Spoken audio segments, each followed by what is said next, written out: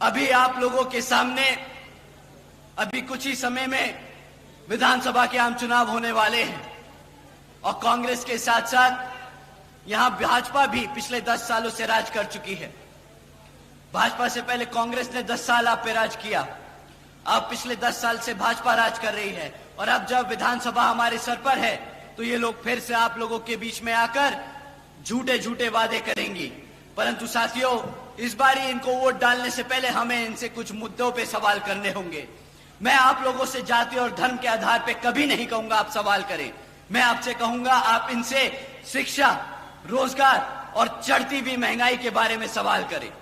साथियों, अगर हम शिक्षा की बात करें तो यहां पिछले 10 सालों से सरकार ने 5000 से ज्यादा प्राइमरी स्कूल्स को बंद करने का काम किया है। एक तरफ हमारे पढ़ने लिखने के बच्चे की संख्या बढ़ रही है, दूसरी तरफ ये सरकार हमारे बच्चों के प्राइमरी स्कूल बंद करने का काम कर रही है। एक तरफ साथियों 2000 से ज्यादा सीनियर सेकेंडरी स्कूल है हरियाणा में, जिसमें से 1000 से ज्यादा स्कूलों में प्रिंसिपल तक की पोस्ट पे प्रिंसिपल्स नहीं है। अब साथियों ये बताइए कि पिछले 2027 से हमारे SC, ST, OBC समाज के छात्रों को स्कॉलरशिप का पैसा मिला कि नहीं मिला? यहाँ पे जितने भी कॉलेज के बच्चे बैठे हैं, बताइए आपको स्कॉलरशिप का पैसा मिला कि नहीं मिला? भाई साहब, इतना कम मना करोगे ना तो सत्ता तो दूर की बात है, स्कॉलरशिप भी नहीं मिलेगी। तो अपनी जो दर्द और दुख है उसके लिए आवाज उठाइए और बताइए कि मिला कि नहीं मिला। साथियों, जिस तरह आपको स्कॉलरशिप का पैसा नहीं मिला, इसी तरह इस बारी कांग्रेस की और भाजपा को वोट नहीं मिलेगा। आप लोगों का वोट हाथी और चश्मे पे पड़ेगा। साथियों, एक तरफ हमारे बच्चे दिन रात मेहनत कर कर कॉलेज में दाखिला ले रहे हैं, दूसरी तरफ ये सरकार झूठा वादा कर कर कि स्कॉलरशिप का पैसा देगी, वो पैसा नहीं देती। हमारे बच्चे अनपढ़ रह जाते हैं। जब हमारा बच्चा पढ़ेगा लिखेगा नहीं तो आप बताइए क्या वो गुलामी करेगा कि नहीं? हम गुलाम ही बन के रह जाएंगे ना। अब आप ही बताइए, बाबा साहब ने इतनी मेहनत कर कर हमें गुलाम बनाने के लिए खड़ा किया है। बताइए मेरे किसान भाइयों, आप लोग अपने पैरों पर खड़ा होना चाहते हैं कि नहीं? साथियों, अगर आप अपने पैरों पर खड़ा होना चाहते हैं तो मैं आप लोगों से दरखास्त करूंगा कि आने वाले विधानसभा आम चुनाव में यहां बसपा और NLA के प्रत्याशियों को भारी बहुमत मतों से जिताकर श्री आदरणीय अभय सिंह चौटाला जी को मुख्यमंत्री बनाकर अपने यहां पर अपने लिए, अपने हितों के लिए काम कराने का काम करें आप सब। साथियों, एक तरफ ये भाजपा और कांग्रेस वाले हैं जो इस तरीके की काम करते हैं, इन नीतियों पे चलते हैं, और दूसरी तरफ हमारी आदरणीय बहन कुमारी मायावती जी की नीतियां हैं जिसके तहत चलकर यहां पर भी हरियाणा में उसी संख्या में, उसी ताबड़तोड़ तरीके से यहां पे काम किए जाएंगे। जैसे बहन जी ने बसपा की सरकार के दौरान यूपी में सावित्रीबाई फुले बालिका शिक्षा योजना चलाई थी साथियों, जिसके तहत बहन जी ने 7 लाख से ज्यादा बच्चियों को 12वीं तक की शिक्षा प्राप्त करने के लिए 600 करोड़ से ज्यादा अपनी बच्चियों पर खर्चने का काम किया था। इतना ही नहीं साथियों, बहन जी ने 6 engineering colleges, 2 homeopathic colleges, 24 polytechnic colleges, 2 paramedical colleges, 6 universities, 200 से अधिक इंटर व डिग्री कॉलेजेस, 100 से अधिक ITIs, 550 से ज्यादा हाई स्कूल्स और हमारे प्राइमरी स्कूल्स के बच्चों के लिए 5500 से ज्यादा प्राइमरी स्कूल्स बनाने का काम किया है साथियों। और साथियों, हमारे सभी पिछड़े समाज के, हमारे OBC समाज के छात्रों के लिए आदरणीय बहन जी ने देश में पहली बार 27% आरक्षण की व्यवस्था तय की थी। साथियों, लिस्ट बहन जी के कामों की इतनी लंबी है शिक्षा की क्षेत्र में कि मैं यहां पर बताते बताते थक जाऊंगा और दिन की भी रात हो जाएगी। परंतु साथियों, आप लोगों से मैं दरखास्त करूंगा, आप लोग पूरा भरोसा जताए हमारे आदरणीय अभय सिंह चौटाला जी पे कि जिस तरह बहन जी ने वहां यूपी में काम किया, उसी तरह यहां पर आदरणीय अभय सिंह चौटाला जी भी आपके बच्चों की शिक्षा के लिए दिन रात एक कर आपके बच्चों को अपने पैरों पर खड़ा करने का काम करेंगे। साथियों, आज हरियाणा का युवा बेरोजगार घूम रहा है। इतना ही नहीं बल्कि हमारा हरियाणा का 40% युवा बेरोजगार घूम रहा है। और यहां पिछले 10 सालों से भाजपा की सरकार लगातार सत्ता में बनी हुई है। यहां 2 लाख से ज्यादा सरकारी पद आज भी खाली पड़े हैं। इतना ही नहीं, पिछले 10 सालों से हमारे 2000 से ज्यादा कॉलेज के लेक्चरर्स, कॉलेजेस में जो लेक्चरर्स हैं वो परमानेंट होने की मांग कर रहे हैं। और हमारे क्लरिकल क्लास के वर्कर्स अपनी बेसिक पे को 35,400 की मांग कर रहे हैं। परंतु इन सभी क्षेत्रों में यहां भाजपा की सरकार एक भी काम पूरा ना कर पाई। साथियों, एक तरफ 40% युवा बेरोजगार घूम रहा है, दूसरी तरफ इनके पास 2 लाख से ज्यादा सरकारी पद खाली पड़े हैं। परंतु ये क्या करते हैं? ये कौशल विकास निगम जैसी योजनाएं चलाकर हमारी पक्की नौकरियों को कच्ची नौकरियों बनाकर लोगों में बांटने का काम कर रहे हैं। आप जानते हैं क्यों ये पक्की नौकरियां नहीं देना चाहते आपको?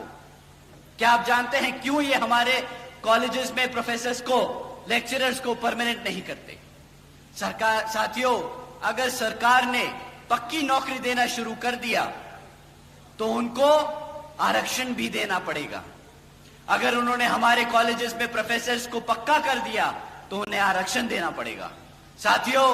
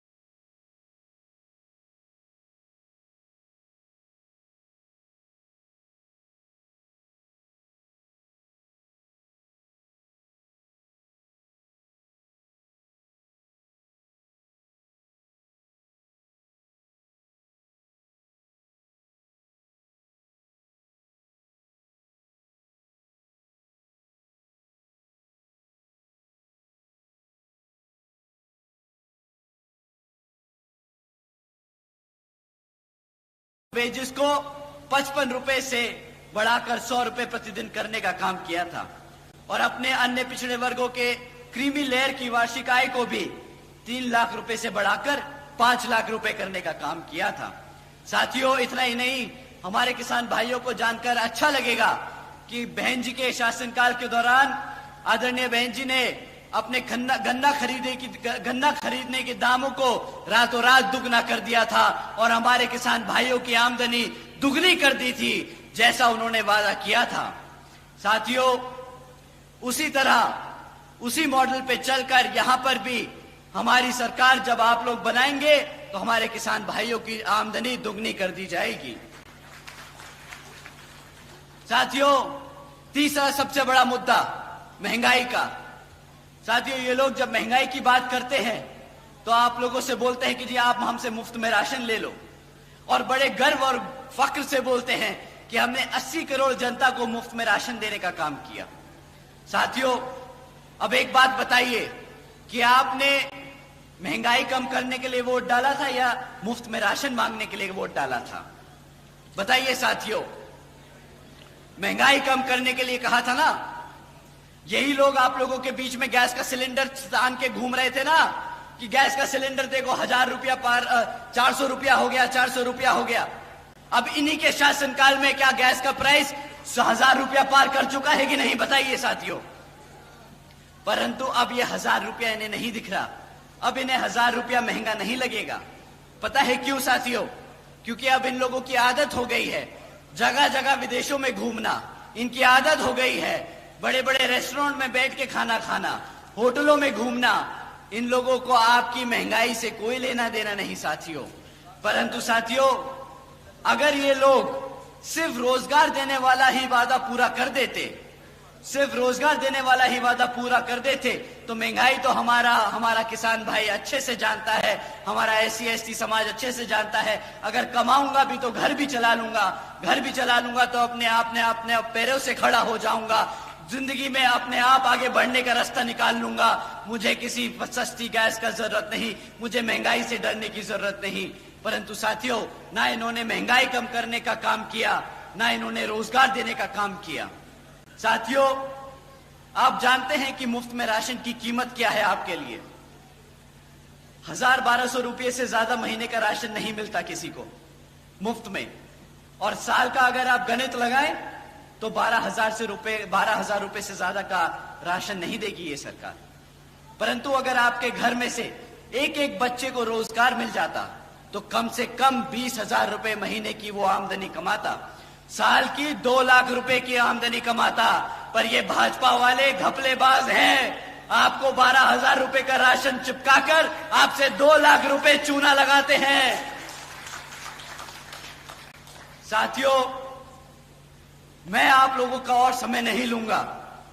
आपको मैंने शिक्षा के बारे में बताया कि ये किस तरह आप लोगों को कमजोर कर रहे हैं शिक्षा के क्षेत्र में। मैंने आपको बताया रोजगार के मामले में, मैंने आपको बताया महंगाई के बारे में। मैं आप लोगों का और समय जाया नहीं करूंगा। एक तरफ साथियों, मैं आपसे यही कहूंगा कि भाजपा और कांग्रेस आप लोगों को गुलाम बनाने का काम कर रही है, और दूसरी तरफ बसपा और इनेलो का गठबंधन की सरकार है जो आपके बच्चों को पढ़ा लिखा कर काबिल बनाकर एक समाज में आत्मसम्मान से जिंदगी देने का काम करना चाहती है। साथियों, इन्हीं कुछ जरूरी बातों के साथ ही अब मैं आप सभी से, खैर मेरी और वह खासकर आदरणीय बहन कुमारी मायावती जी की ये विशेष अपील है कि इस विधानसभा चुनाव में आप सभी लोग हर मोर्चे पे सावधान रहें। आपका वोट बहुत कीमती है, आपका कोई वोट खरीद ना पाए, आपका वोट कोई लूट ना पाए, आपका वोट कोई पढ़ने से रह ना जाए। साथियों, जाति बिरादरी, धन बल, मंदिर मस्जिद या किसी भी भावना आदि के नाम पर कोई स्वार्थी अपने जाल में फंसाकर आपके वोट का दुरुपयोग ना कर ले, क्योंकि साथियों, देश के हर एक महिला, पुरुष व युवा को वोट डालने का अधिकार यहाँ परम पूज्य बाबा साहब डॉक्टर भीमराव अंबेडकर जी की अति महत्वपूर्ण देन है। मैं आप सभी से यही खास अपील करता हूं कि आप लोग यहाँ जिन जिन क्षेत्र में बसपा और इनेलो के विधानसभा उम्मीदवार चुनाव लड़ रहे हैं, तो आप उनको वोटिंग मशीन के सामने, वोटिंग मशीन पे बसपा का हाथी चुनाव चिन्ह और इनेलो का चश्मे का चुनाव चिन्ह के सामने वाला बटन दबाकर भारी मतों से जिताने का काम करें। क्योंकि साथियों, समय आ गया है कमर कसने का, सत्ता छीनने का और यहां पर शासक बनने का। जय भीम, जय भारत।